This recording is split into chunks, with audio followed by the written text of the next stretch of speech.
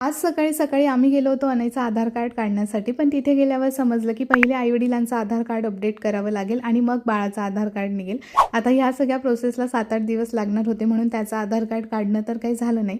आता जे लाड माझ्याकडून पूर्ण होत नाही ते तो बाबांकडून नक्कीच पूर्ण करून घेतो. मग ते चॉकलेट खाणं असो नाही तर मोबाईल बघणं असो. नेक्स्ट डे मला पुण्याला जायचं होतं, म्हणून मम्मीने भरपूर भाजीपाला आणून स्वच्छ निवडून बॅगेत पॅक करून दिला.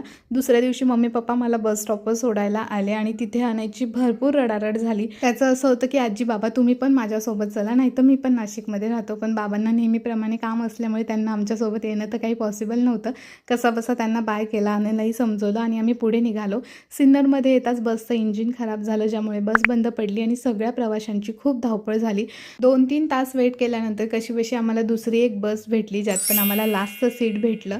भयंकर हालत खराब झाली होती, पण अनयने आणि मी एकमेकांना कंपनी देत आमचा प्रवास एन्जॉय केला आणि फायनली आम्ही पुण्यात येऊन पोहोचलो. भेटूया नेक्स्ट व्हिडिओमध्ये. चलो बाय.